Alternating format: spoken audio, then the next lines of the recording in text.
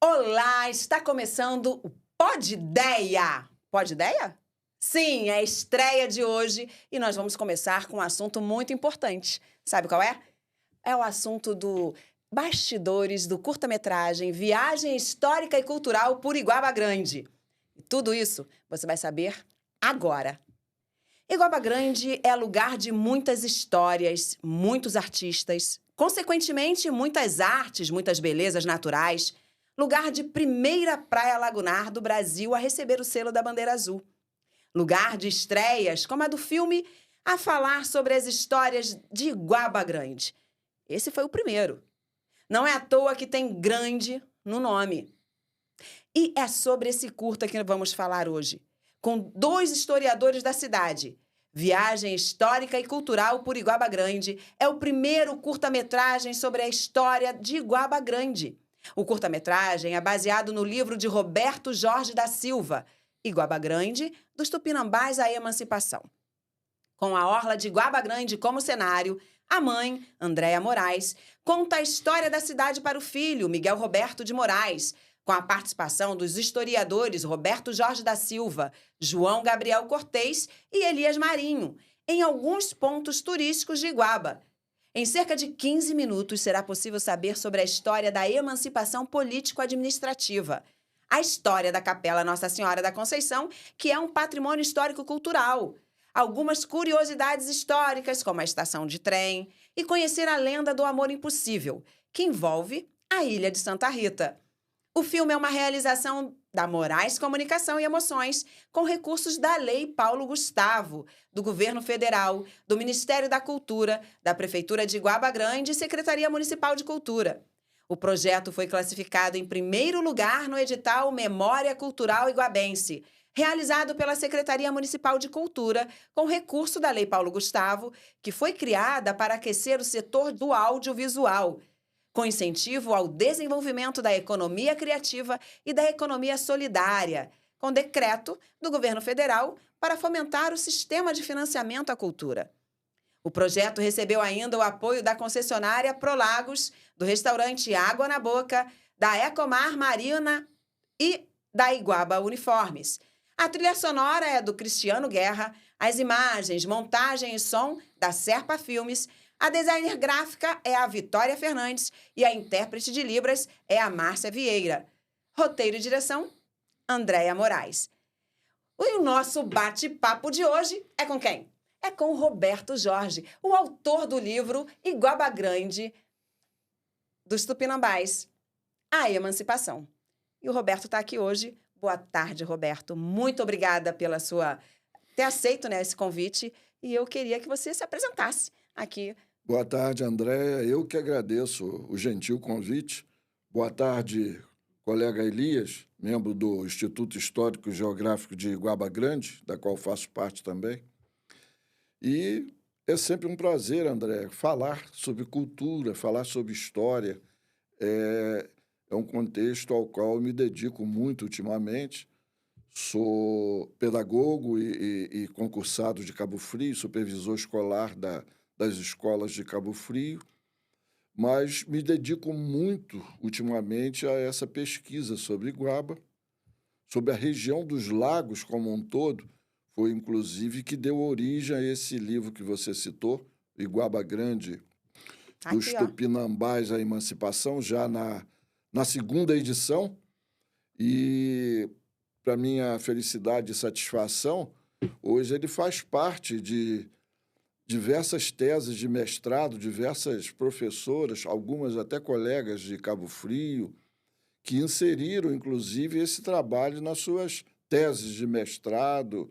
É uma coisa que hoje esse livro atinge assim, boa parte do Brasil, que eu vendo também através de marketplaces, através da internet, para diversos locais. Eu acho até interessante esse interesse por Iguaba. E é bom estar contigo para discutir, inclusive, o Mostra a teu capa trabalho dele. também. Pode falar. Pode O continuar falando. livro, ele hoje aqui em Iguaba, ele pode ser adquirido ali na loja Elu Fotos e pela internet pode ser adquirido na Estante Virtual, que é uma marketplace destinada à venda de livros novos e usados, na qual ele está. e brevemente estará também na Amazon, lojas americanas, junto com outros livros meus que estou lançando, inclusive agora um livro infantil que estará lá dentro de alguns dias aí à venda também. Mas é interessante estar contigo aqui, nesse convite de poder falar junto com pessoas que conhecem bem de Iguaba, é o caso do Elias Marinho também, e discutirmos aí esse belo trabalho seu, que brevemente a população de Iguaba terá a condição de assistir. Sim, no dia 30. Que, inclusive, André, eu faço uma ressalva, até pelo aspecto de educador, pela condição de pedagogo e educador, Iguaba precisa de mais iniciativas desse tipo. E não só para ser exibido assim como se fosse um filme, uma coisa mais artística. Eu acho que essas iniciativas precisam chegar às escolas. Esse teu filme precisa ser levado às escolas, não só às municipais, estaduais, às escolas públicas, como às escolas particulares. Porque é impressionante, meu livro veio cobrir uma lacuna, mas é impressionante como se conhece pouco da história de Iguaba. Eu conheci muita coisa que eu não sabia aí. Às vezes eu converso com professoras que me procuram em busca de material sobre coisas que eu acho assim, meu Deus, não sabem sobre isso. Eu achava que é uma coisa assim, uma coisa batida, uma coisa de conhecimento comum e, no entanto, é de desconhecimento geral.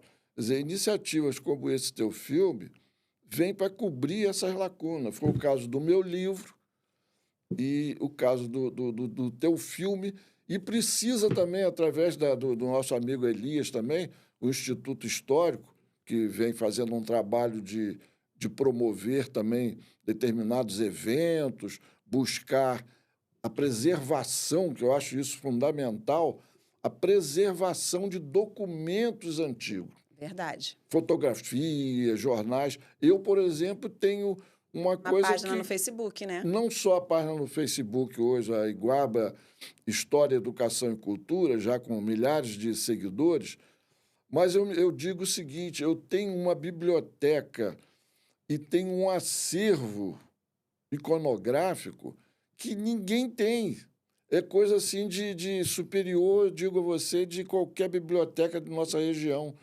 Eu tenho livros de edições esgotadas que eu busquei em sebos no Rio de Janeiro. Eu tenho uma coleção de jornais, por exemplo, os jornais de Iguaba. Quem que lembra hoje dos jornais do Antônio Claré? O Arrastão de Iguaba, que teve, inclusive, uma participação excepcional na emancipação de Iguaba. Era, vamos dizer assim, o porta-voz, era o órgão divulgador das ações do processo emancipacionista. Antônio Claré, um senhor aposentado da Petrobras, que veio morar em Iguaba e, como era jornalista também, comunicador, se dedicou a editar esse jornal em Iguaba, que foi assim sensacional. Eu tenho todos os números do Jornal do Claré, desde o número 1 até o último que ele, em vida, chegou a publicar. Tenho todos os jornais do Marola, José Luiz, conhecido como José Luiz Marola. Tenho inúmeras edições do Gazeta da Aldeia, do Gazeta dos Lagos. Isso é o máximo, Jornais extintos que ninguém encontra mais, o pessoal jogava fora. Eram tabloides que mensalmente traziam sobre a vida da região dos lagos. Eu tenho isso tudo, que me ajudou muito quando precisei pesquisar para o livro, me ajudou muito. E também, hoje, por exemplo, o Guinho me liga, o Guinho ex-prefeito, dizendo, consegui com a família do doutor Haroldo, que morou em Guaba há muito tempo, 16 fotografias antigas, vou levar para você. Aí sabe que você já coleciona e expõe, né, na página do Facebook para as pessoas terem acesso também a essa informação, que é muito útil. Exatamente. Eu reproduzo essas fotos, faço uma pesquisa em cima, coloco um pequeno texto elucidativo explicando do que se trata. E aí tem postagens que... Coloquei há pouco tempo aí a Estrada Amaral Peixoto, em 1957, numa que parte deu de Guaba. visualização, gente falando e procurando, pedindo mais, foi um sucesso. Então, isso. Aqui nós temos hoje, né, 2 pesquisadores, né? Porque são 2 historiadores, né? Porque Sem você, além de dúvida. professor da língua portuguesa, você é um pesquisador, né? E um historiador que compartilha com a gente todas essas suas pesquisas. E temos o Elias Marinho, que também é um pesquisador que é mais focado na área rural, né? Que é um guia Também. turístico também, né? Especialista em atrativos naturais, né? Conta pra gente, por favor, Elias. Muito obrigada pela sua presença aqui. Tá? Boa tarde para você. E eu quero que você fale um pouquinho, se apresente. Quem é você? Quem é Elias Marinho? Boa tarde, André. Quero agradecer a oportunidade de estar aí participando deste podcast. Boa tarde também, meu amigo aqui, Roberto Jorge. Elias, atualmente estou como presidente do Instituto Histórico, Geográfico e Ambiental de Guaba Grande, qual o Jorge mencionou, que ele também faz parte. Já, né, como nascido e criado aqui na cidade de Iguaba, né, praticamente, quer dizer, cresci na mata, né, e conheci muitos antigos senhores e senhoras que convivi quando criança, e sempre fui uma pessoa que gostava de ouvir muitas histórias dessas pessoas antigas. Um dado momento, eu estive com o Nelson Ramalho, a gente começou a compartilhar ideias e coisas, e a gente começou a fazer algumas entrevistas com algumas pessoas, uns senhores e senhoras da época. E ali surgiu a ideia de a gente começar a fazer um trabalho de resgate da memória e da história de Guaba, e pintou a oportunidade de a gente criar um roteiro. E nesse roteiro, era um roteiro rural, que levava as pessoas até esses pontos históricos, até esses lugares. As pessoas iam conhecer essas famílias que moram lá, um pouco de suas histórias. E começamos o trabalho até hoje. Então, fizemos vários eventos, como os encontros de personalidades, que fizemos aqui na cidade. Tem um roteiro histórico, que eu já inaugurei o ano passado, que é Caminho da Monarquia, que você vai ter a A gente oportunidade até fala, de participar. eu quero participar, porque eu Esse participei do ano vai Arrastão, ter Arrastão da Arrastão da Cultura, né? Cultura, isso aí. Que é maravilhoso, por sinal. Isso. Temos alguns trabalhos também da internet, de páginas da internet, não só do Instituto, como Memória Iguaba, que é uma página pessoal minha. E tenho outros projetos que irão nascer ao longo da nossa trajetória. Das pesquisas. Então, das vocês pesquisas. só conheceram um pouquinho dos 2 pesquisadores que estão aqui e que ajudaram nas informações que estão sendo passadas no curta Viagem Histórica e Cultural por Iguaba Grande. É um curta, 15 minutos. Como o Jorge bem disse aqui, tem muitas histórias. E essas muitas histórias mereciam um longa. Sem Mas um dúvida. longa requer de muita verba, né? Muito apoio, muito patrocínio, porque a gente não tem condições. Mas Iguaba merece. Sem Tem dúvida. muitas belezas naturais, tem muitas histórias e muitas curiosidades. Agora eu quero voltar para o Jorge novamente, para aproveitar. Você falou aí que participou do momento, né, emancipacionista. E eu tive, né, nós tivemos o privilégio de estar lá no dia 13 de março, que comemorou 30 anos desse movimento. Eu, inclusive, fiz um texto Sem dúvida. que fiquei muito honrada em ter sido convidada pela Vanessa, diretora da Casa de Cultura.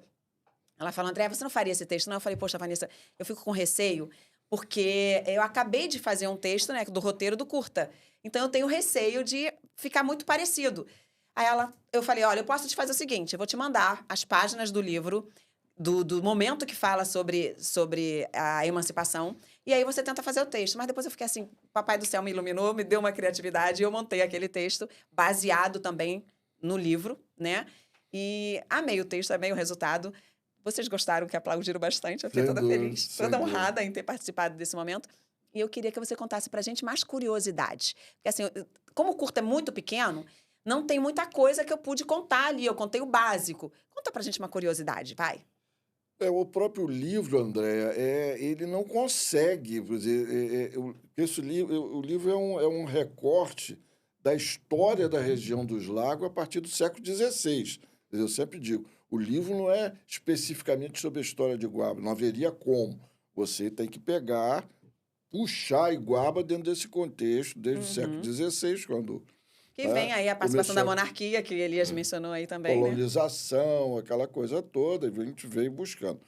A própria emancipação é um capítulo dentro do livro, muito importante, mas é resumido. Muita coisa dessa emancipação, desse processo emancipacionista, está ainda, vamos dizer assim, com o próprio Hugo Canelas Filho, o Guinho, com o próprio Nelson Ramalho, com o próprio Edmundo Silveira e outros Que que participaram. Eu fui um coadjuvante. Na época, eu era diretor do Colégio Cenecista Iguaba, qual que eu levei muito, aproximadamente uns 25 anos como diretor do Cenecista Que Iguaba. hoje é a Escola Municipal Maria Lúcia. Foi né? A comprado primeira pela escola. prefeitura. Lembrando, inclusive, aquela magnífica área ali, André, foi doada pela minha mãe e duas irmãs da família Canelas, Silvia, Alice e Célia Canelas, que doaram aqueles 6.000 metros que constitui ali aquela área hoje Da Maria Lúcia. da Maria Lúcia, que na época era o Colégio Cenecista Iguaba.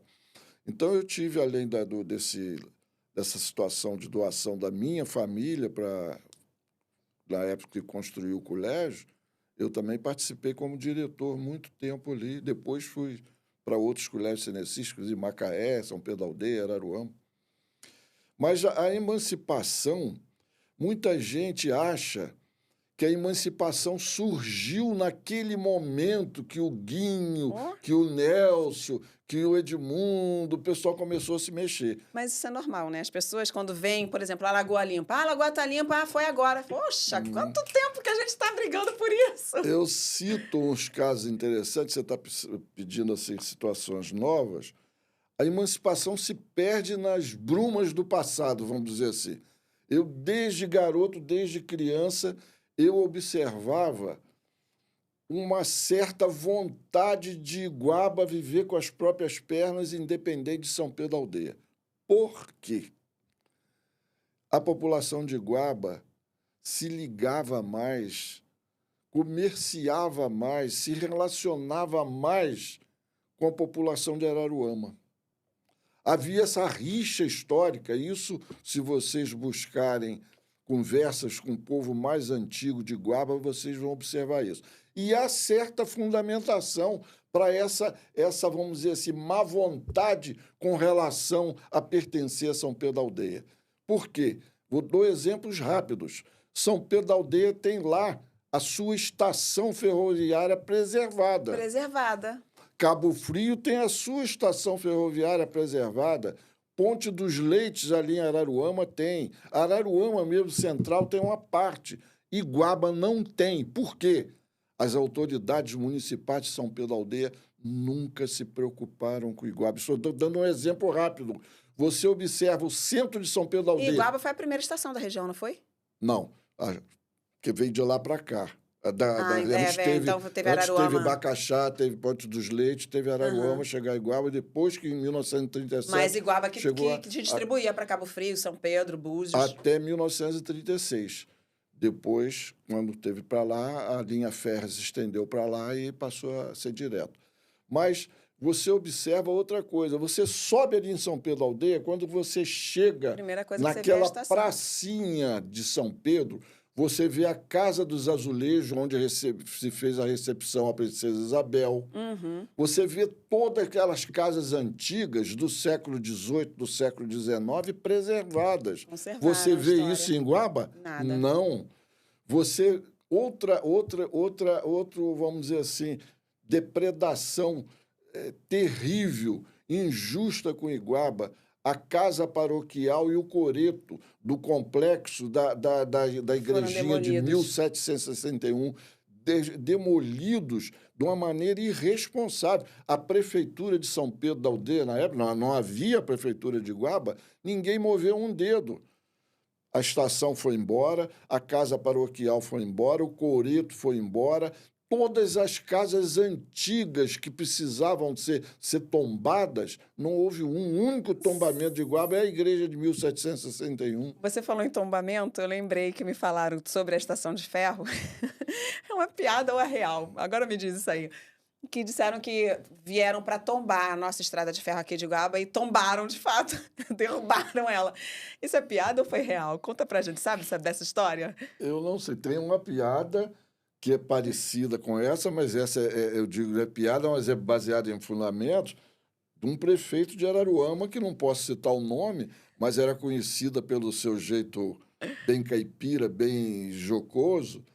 Ele, uma vez, na inauguração, ali na Ponta da Farinha, onde hoje é a praia com a bandeira azul, Praia dos havia Iguais. ali uma estação experimental de maricultura. Era um projeto dividido com a Prefeitura de Iguaba e a própria UF, onde se pensava em criar camarões ali. Chegou a se funcionar durante um tempo e tudo. E na inauguração daquilo, estava lá o prefeito Hugo, estava a secretária de obra, que na época era a minha esposa, a arquiteta Lúcia Amélia, e outras autoridades, e todo mundo conversando, e a conversa dizia o seguinte: gente, daqui a um tempo ninguém vai saber, a criançada que está nas escolas, nossos netos não vão saber o que é uma salina. Aí se falou dentro da rodinha de conversa o seguinte: pô, precisamos tombar as salinas. Esse prefeito de Araruama ia passando para opa, gente, olha só, hein, olha só. Tombar não, hein? Eu, por exemplo, em Araruama, só mando construir, eu não deixo tombar nada. Então é Lá, bem possível. lá só se constrói, não se tomba nada. Vocês me desculpem a minha intervenção. Então, isso é fato. Diversas pessoas que testemunharam naquela época, podia ser parecido. Mas essa bronca com São Pedro da Aldeia, inclusive, todas as administrações que antecederam Rodolfo Pedrosa está fora disso. Rodolfo Pedrosa era de Iguaba, morava em Iguaba, empresário em Iguaba, casado com pessoas de uma tradicional família iguabense, e, quando se tornou prefeito, ele procurou fazer o que podia fazer por Iguaba. Eu estou me referindo às administrações que antecederam a Rodolfo. Era aquela política de, para a sede, tudo, para o segundo distrito, as migalhas. E isso é comprovado historicamente, se você procurar ver isso, conversar com as pessoas que moram em Iguaba, que nasceram em Iguaba. A prova disso é o plebiscito, né? 94% da população compareceu e não é obrigatório comparecer para votar. Então, se 94% da população compareceu, é porque, gente, só 6% que não compareceram. De repente, seriam veranistas, talvez. Exatamente. Então, 94% da população compareceu, né? Em 1994, lá no dia 13 de março de 1994, foram lá para votar para o sim. E dessas 94, 93,6% votaram a favor da emancipação. Sem dúvida. E isso, todo mundo votando sem obrigação. Tem noção disso, gente? Né? É uma coisa que todo mundo queria e que era uma coisa merecida. Graças a Deus, hoje somos Iguaba Grande, vamos completar 29 anos de emancipação político-administrativa neste ano, né? Agora, vamos voltar para o curta? No curta, no seu livro aí, tem o significado da palavra Iguaba Grande. Eu até menciono lá no curta, né? Sobre essa... Olha o spoiler. Olha o spoiler do curta aí. Olha o spoiler, olha. Até menciono lá. Conta pra gente qual o significado de Iguaba Grande. É engraçado. Eu vou dizer uma coisa a você.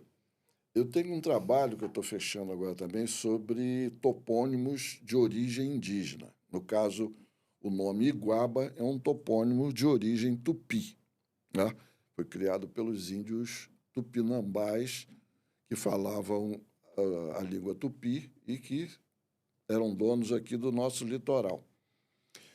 O que ocorre é o seguinte: eu descobri que, na época, me incomodou, uma vez eu lendo uma revista, eu era garoto, por que eu procurei saber o que significava Iguaba e depois me prendi a essa pesquisa sobre topônimos de língua tupi, de origem indígena. Uma vez lendo uma revista Veja, dos anos 60, garoto ainda, rapazola, Tom Jobim dando uma entrevista à Veja, dizendo que ele ia muito para Arraial do Cabo e para Búzios, mas que passava por uma cidade chamada Iguaba, que ele ainda ia procurar saber por que o nome Iguaba, que ele não sabia o que significava.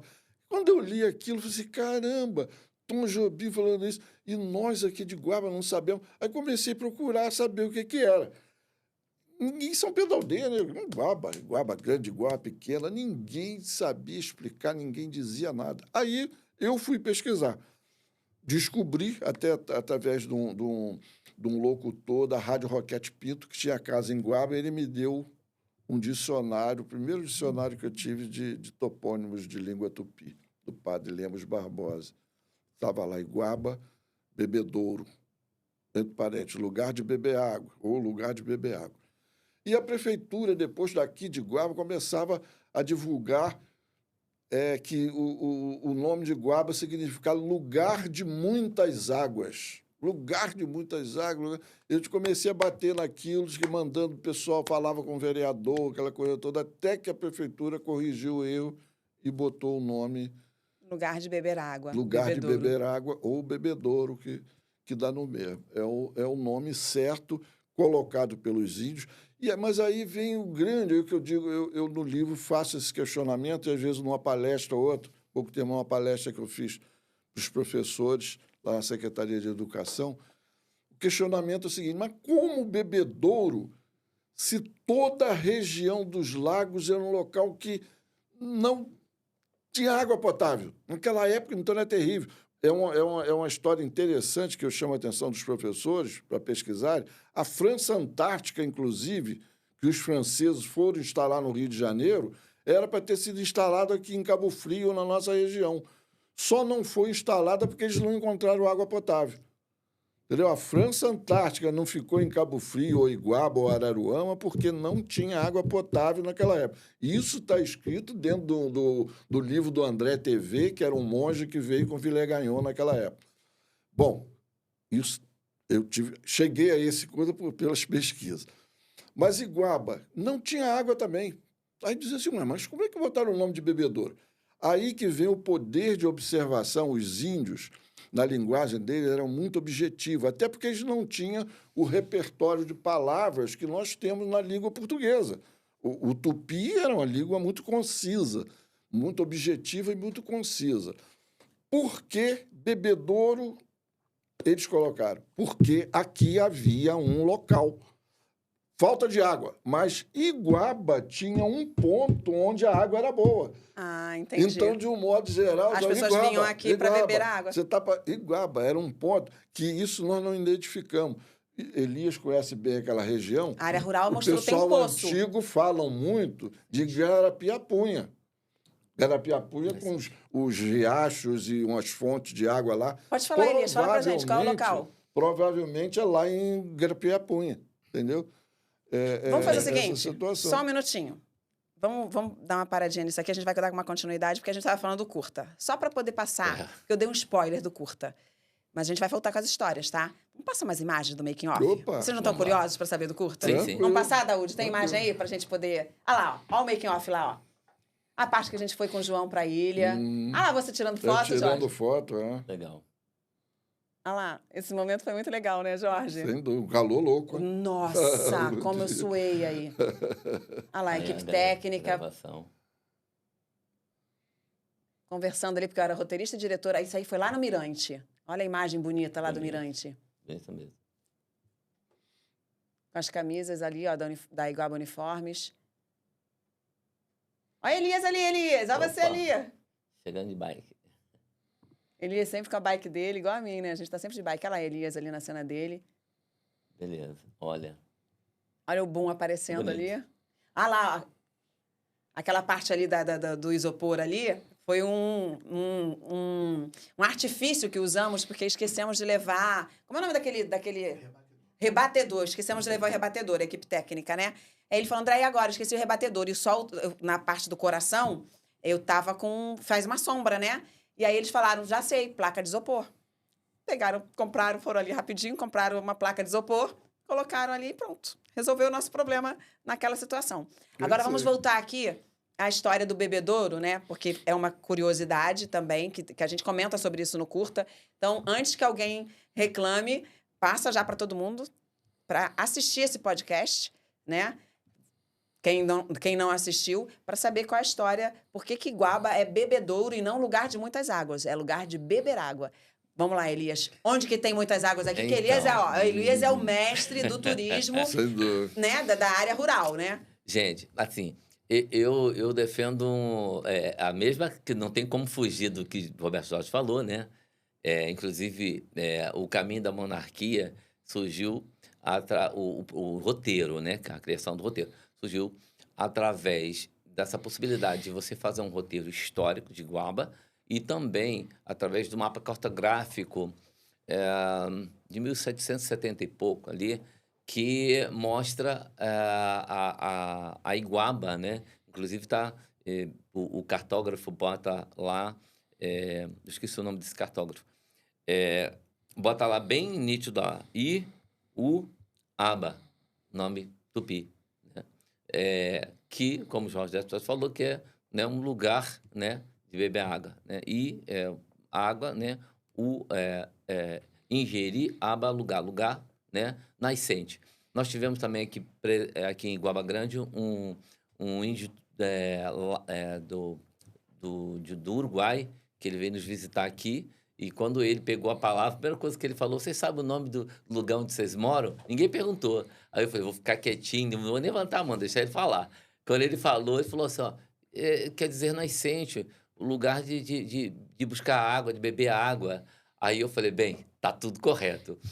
E falando aí, eu defendo uma tese, a tese, vou dizer, de pesquisa, assim, que, sim, toda essa área aqui da Baixada, não tínhamos água doce, porque estamos próximos à laguna, tudo. Hoje, se você cavar um poço artesiano, vai dar saloba, né, Jorge? Já vai dar saloba. Mas, recentemente, eu estou fazendo um trabalho de pesquisa de campo agora, através do consórcio lá do São João, do consórcio de bacias hidrográficas, para, no caso, vamos dizer assim, apurar mais minha pesquisa. Até porque eu já, quando criança, eu cresci tomando água de poço e de nascente e de barriquinha. Eu lembro que quando a gente foi no Arrastão da Cultura, você mostrou um poço lá que a gente poderia beber água, até falou que era uma água até muito boa. Isso. E tive a possibilidade de entrevistar muitas pessoas também da área rural. Então, nós sabemos que tinha poço que abastecia Iguaba. Era poço da Barriquinha, as nascentes de Igarapiapunha, né? Que não eram só umas, tinha outras. Hoje, Igarapiapunha é um local ainda de muitas nascentes, que a agricultura lá tem uma possibilidade boa por causa disso. Arrastão das Pedras, tinha muitas nascentes e Barriquinha, como tem ainda ali, onde nós fomos ali perto do sítio pedagógico, a água, você tira o tampão da nascente, a água jorra e enche a lagoa e vai embora. Levo qualquer pessoa hoje para vir lá. As nascentes da Fazenda Godinho, que é a nascente do Rio dos Índios, que ela rompe aqui por dentro do Parque Ecológico e sai aqui. Essa era as nascentes que abastecia a população. Inclusive, muitas pessoas iam buscar água nessas nascentes para vender para a ferrovia, porque a ferrovia também trazia água, mas às vezes eles precisavam. O seu Paulino vendia madeira, água para a ferrovia. Falando em nascente, deixa eu te perguntar uma coisa. Sabe ali onde foi feita a ciclovia? Ali, assim que a gente... A ciclovia ali da estrada, na rodovia Amaral Peixoto? Foi feito um pedaço ali, não, um pedaço aqui em cima, mais em cima. Ali, quem vem de Araruama, aí tem um pedacinho ali naquele morro, ali próximo do condomínio Vila Branca. Vila Branca. Não tem uma ciclovia bem próxima à rodovia Amaral Peixoto? Foi feita agora há pouco tempo. É um caminho ali, bem próximo. Ali, sempre teve uma água descendo ali. Ali não é uma nascente, não? Porque é uma água que ninguém nunca consegue parar com ela. Tem que averiguar. Depois, já que você está fazendo essa pesquisa... Depois dá uma olhada, eles construíram a ciclovia ali agora. Eu nunca mais percebi se... Não, ainda tem até eles fizeram uma canaletazinha, assim, para ela poder... Né? Eu segui agora, então, as nascentes que abastece o Rio Una. Então, fomos até Flecheira, junto com o pessoal, rodei bastante. Mas o que eu quero dizer também, que eu estava falando que quando era criança, eu cresci tomando água de poço, tomando banho de água de poço e bebendo a água dos poços de Barriquinha. Inclusive, o poço que eu ia pegar água junto com a minha mãe, era minha mãe com um pote na cabeça e 5 irmãos com a latinha para ajudar a trazer água, porque a água para beber tinha que ser da nascente de água né, de barriquinha, né? De água boa. E tinha água da serventia, que era para lavar roupa, para tomar banho, que era água de poço mais próximo, que era uma água que não era que era saloba, Água mas não pesada, era pesada, não dava pra não dava para beber. beber, isso aí. Escura, inclusive. Inclusive, né? é escura. Aí nós íamos no Poço da Barriquinha de Domingo Basílio, que fica ali nas margens da Via Lagos, ali, próximo ali à rotatória da Via Lagos. Lá, inclusive, a gente ficava 6 horas da manhã, fazia fila para poder esperar a água minar para encher as vasilhas. E lá no arrastão... Só para complementar, não é nem interrompendo, é para comentar esse assunto da água, que é bem interessante, que isso criou, naquela época, anos 60 principalmente, um comércio que ajudava a rapaziada daqui a ganhar uns tostões, um dinheirinho. Os rolões. O que eram os rolões, André? Barricas de água que esses rapazes, esses garotos, iam para esses poços que o Elias está se referindo, onde eram as exceções. Era o Poço da Barriquinha, era o poço ali atrás, onde hoje está a Cruz Vermelha, a fazenda de Mário Belisário, de Souza. Ali tinha o famoso Poço dos Belisário, muito bom de água. Tinha um poço incrível junto a um bar do pai do Edmundo Silveira, a Barraca Bossa Nova, lembra aí. na areia da praia. E essa água era boa, na areia da laguna, ali na praia. E mais 5 ou 6 poços, fora esse que a gente está falando da zona rural. Os rapazes enchiam esses rolões. Aquilo tinha um tirante de ferro, tipo um vergalhão, que pegava lá no barril, num rolete, e ele botava aqui na cintura, ele ia caminhando, arrastando aquele barril até a casa da freguesa. Se você encomendou, o Inácio, que era um famoso vendedor de água da época. Carregava o barril na cintura. Na cintura. Não, o tirante aqui, para puxar. E o barril ia rolando. Caraca. Ia rolando. Tinha carro, né, É o precursor dos carros-pipa. Pois é. O rolão é o precursor do carro-pipa. Verdade. E ganhava um dinheirinho. Na minha avó, quando eu morava na casa da minha avó, quantas vezes Laura Canelas, minha avó, ela vou precisar encomendar procure Inácio aí para trazer um rolão de água para gente. Que nós tínhamos a coleta de água da chuva, uma cisterna grande, mas era uma família grande, família Canela Já sempre era foi grande, morava muita gente época. ali, acabava a água, com essas estiagens, esses dias de verão forte, acabava a água, tinha um poço, até o que Elia diz, às vezes tinha que tomar água no poço, o cabelo ficava duro. Porque era uma água saloba horrível, mas era o que tinha. Entendeu? E a mãe dava banho na gente. Os rolões e a água da cisterna era água para beber. Agora me diz, não dá um longa? Não dá para falar de Guaba, muita coisa para a gente contar, né? Não, e tem uma coisa aí que o dia que você pegar outro financiamento, você vai ter que fazer, vou te contar com calma, são os nazistas que moravam em Guaba. Ah, vamos falar disso. Os espiões nazistas que foram presos, eu tive a oportunidade de ir ao Rio ver o processo deles, da época da polícia política, da coisa que prendeu. E seria um trabalho sensacional, porque teriam 2 vertentes aí. Eles foram espiões nazistas, colaboraram com o naufrágio, o afundamento de diversos navios ali no costado de Cabo Frio, Arraial do Cabo, aquela coisa toda, todo o litoral. Que eles ficavam vigiando a saída do navio, avisavam os submarinos alemães e eles torpedeavam os navios. Na época foi o que fez, inclusive, o Brasil entrar na guerra, na época do Getúlio Vargas, que colocou o Brasil na guerra. Mas, por outro lado, Paraiguaba tinha o viés de benfeitores, que eles para esconder, criar uma fachada para esconder essas atividades subterrâneas deles, de espionagem, eles tinham aqui uma fábrica de gelo e uma oficina de conserto de bicicleta. Olha isso, totalmente...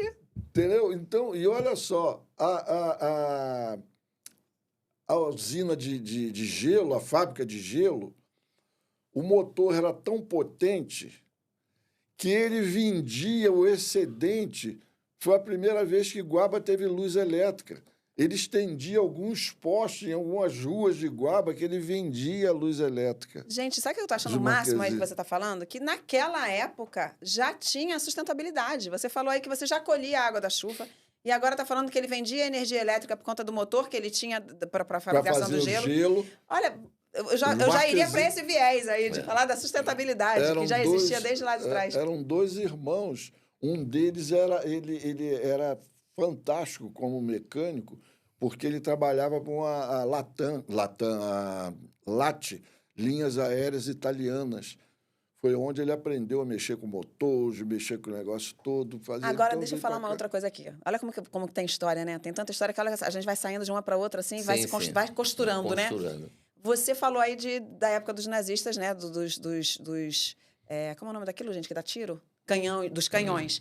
A passagem de Dom Pedro aqui teve um caso desse. Conta pra gente, que eu não pude contar. Eu queria contar no livro, no curta, mas não deu Infelizmente, eu tempo. gostaria que fosse mais gloriosa, mas não foi, não. A passagem de Dom Pedro II em Iguaba, em 1847, foi triste, porque naquele período o imperador e a imperatriz queriam conhecer o interior da província do estado do Rio de Janeiro. Eles não conheciam, só conheciam ali Niterói, Rio, tá? As imediações perto da corte. Então, programaram essa viagem para conhecer o interior da província do Rio de Janeiro e vieram de navio até Macaé. Desembarcaram em Macaé, aquela coisa toda. De Macaé até Campos, norte fluminense, eles foram. Cortejo lá com cavalos, carruagem, aquela coisa toda. Conheceram Quissamã, Campos, São Fidélis, toda aquela região do noroeste fluminense.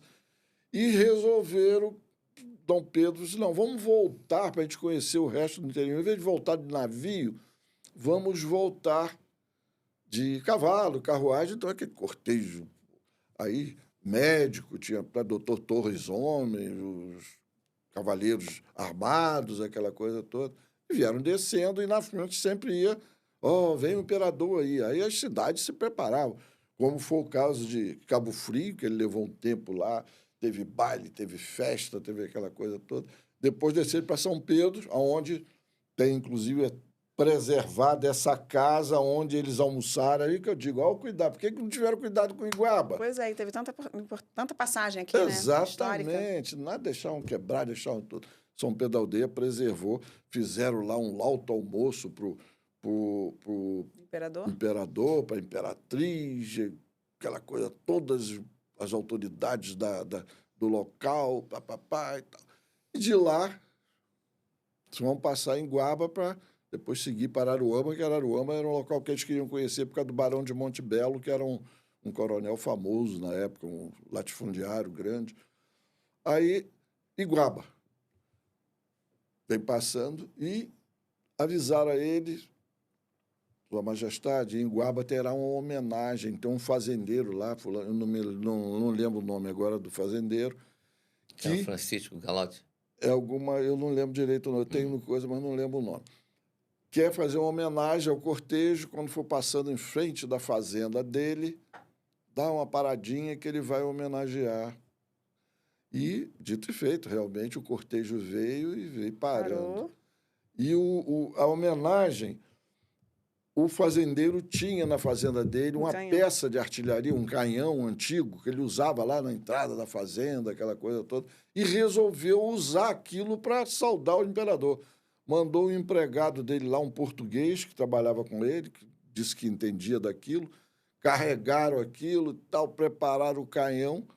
E na hora que o cortejo ia passando, parando, ele, quando sapecou fogo naquilo que explodiu, matou o fazendeiro e feriu gravemente o português, que era o ajudante dele.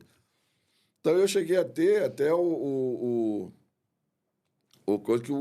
imperador destinou uma pensão vitalícia para a viúva do fazendeiro, no lugar de Iguaba Grande, no dia tal de 1847, tentar fazer uma homenagem, tal, aquela coisa toda. Então, é triste porque houve uma boa intenção, mas, infelizmente, a coisa não deu certo. Essa é uma passagem. O imperador por Iguaba Grande em 1847. E por aí vai. E Sobre a estação, eu vou compartilhar aqui. Eu tive a oportunidade de fazer entrevista com alguns, vamos dizer, adolescentes jovens da época da ferrovia. Um deles foi Duardinho, saudoso...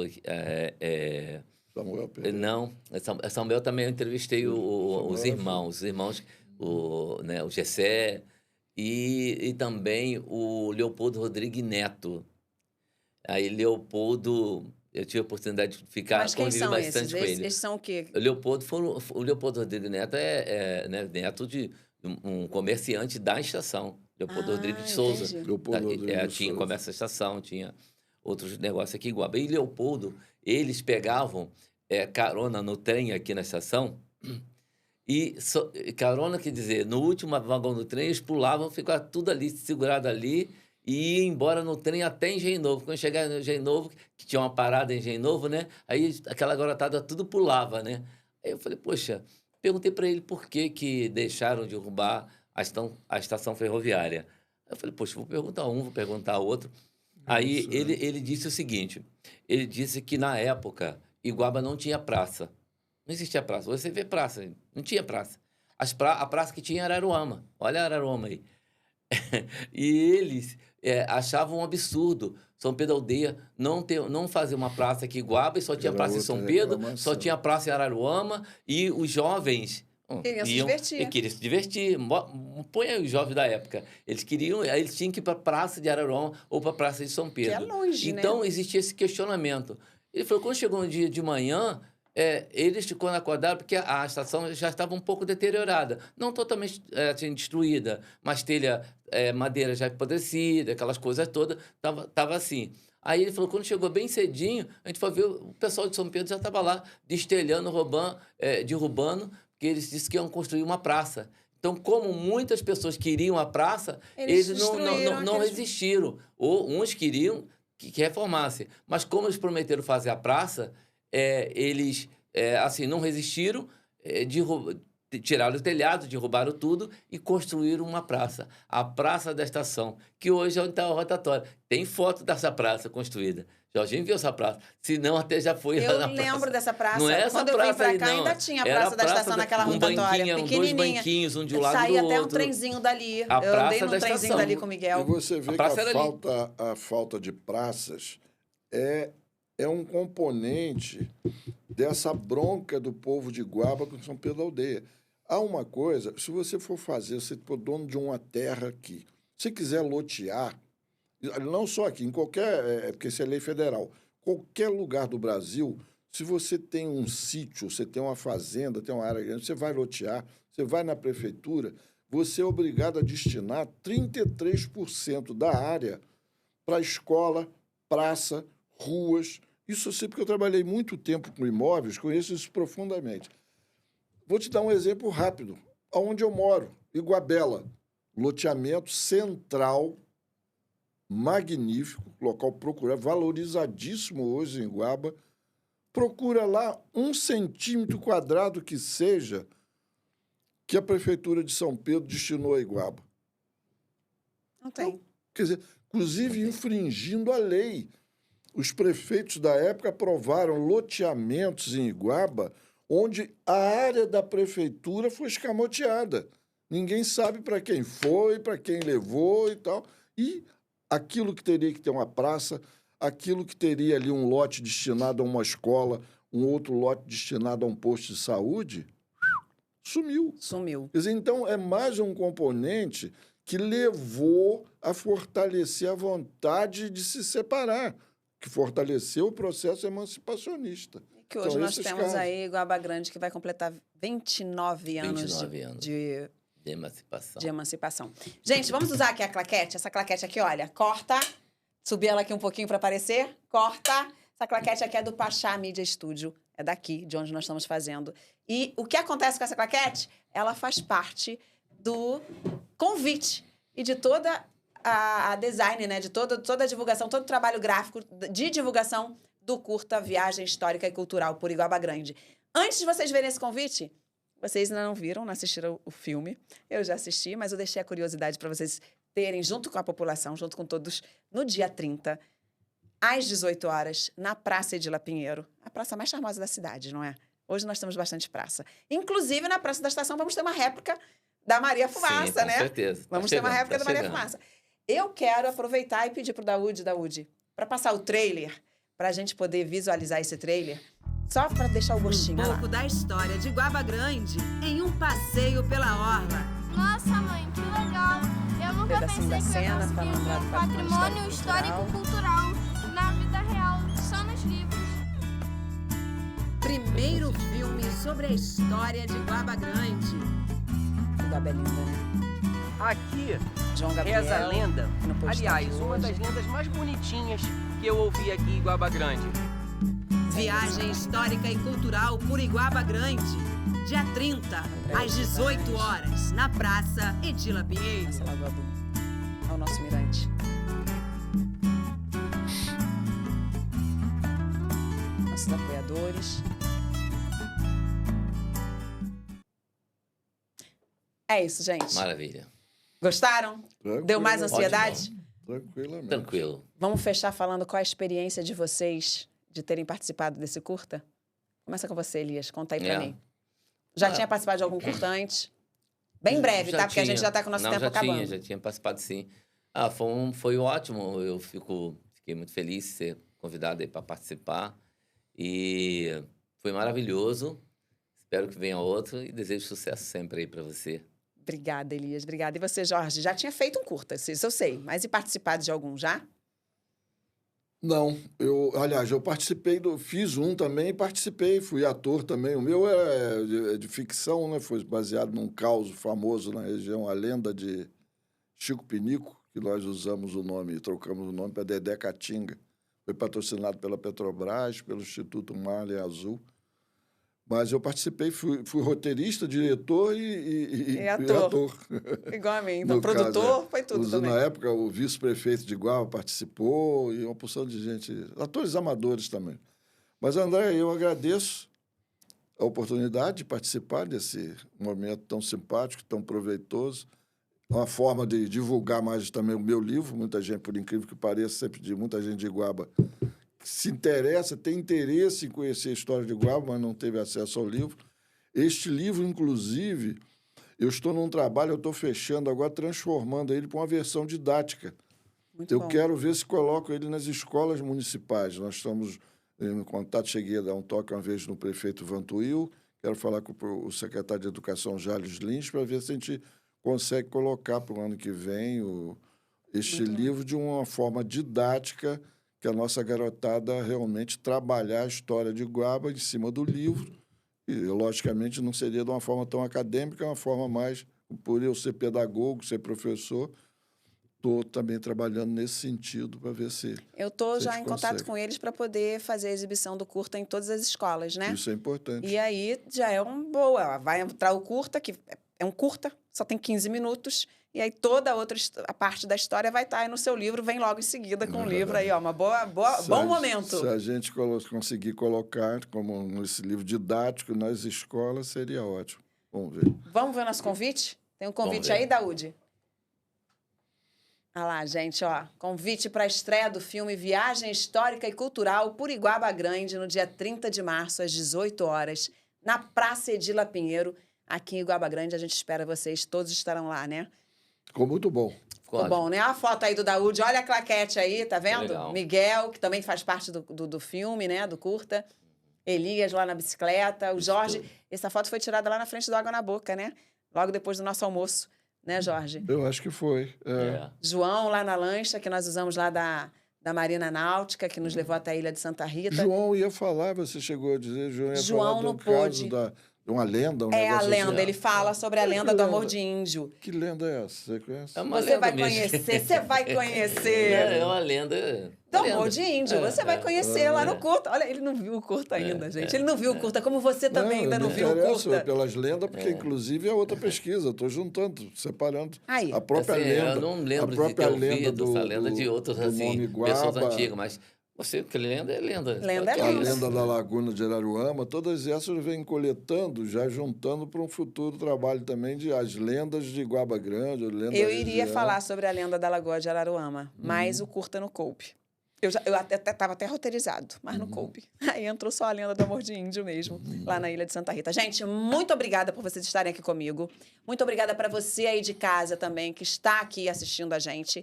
Compartilha com todo mundo, convida a galera. Dia 30, a gente espera vocês lá na Praça de La Pinheiro, às 18 horas. Em ponto, hein, gente? Eu costumo ser pontual, tomara que dê tudo certo, tomara que o dia esteja maravilhoso.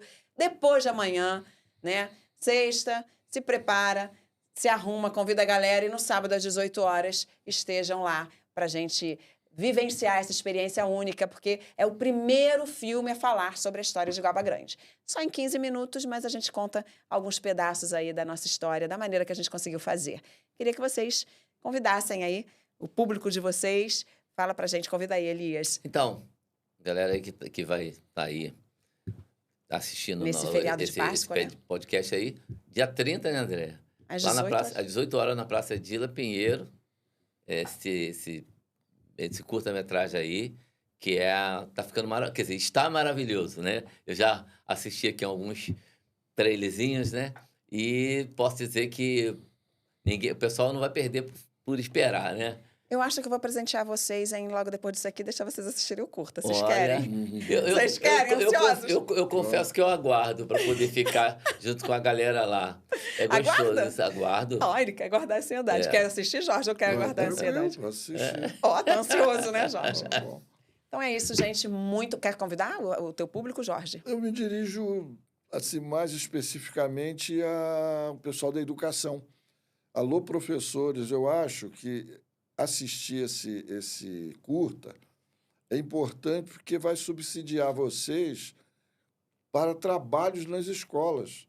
Eu acabei de dizer, há uma carência de material escolar para se trabalhar a história de Guaba Grande nas escolas. Então, esse vídeo pode ajudar a criar uma ideia e depois até, quem sabe, procurar o Elias também, em cima da ideia do vídeo, fazer uma aula passeio pela zona rural, para alguns pontos, né? O passeio da monarquia, para ele Passeio contar da por onde monarquia, passou a sim, Princesa sim. E Isabel, alguns Dom outros Pedro. que o próprio vídeo vai abordar, Perfeito. Exato. entendeu? Então, os professores podem, inclusive, baseado aí na pedagogia de Freinet, as aulas passeio e depois cobram a parte escrita das crianças, leva a criança para passear, para olhar, para ver. Olha, e uma depois boa. faz um A história do trabalho. curta mesmo, fazer isso, né? Tranquilo. Assistir o curta e falar um pouco mais. Porque, como eu falei, o curta é curta, né? É Pois pequeno. é. Então, aprofunda um pouco mais sobre a história que foi apresentada no curta. Pois é, eu tenho Algumas sempre escolas essa têm visão. feito isso, né? A Escola Maria Lúcia tem feito bastante. A Alice Canelas. São 3 escolas que eu mais trabalho aí. E tem também lá a Nerea, que também fazem muito passeio e aula. Ano passado teve muito bastante. bom, muito bom, muito bom. Acho isso muito válido. É. Então é isso, gente. Muito obrigada pela presença de vocês. Obrigada a vocês por estarem aqui e compartilhar o conhecimento de vocês. Obrigada pela participação no curta. E a gente se encontra na próxima quinta-feira, às 12 horas. Pode ideia. Pode ideia.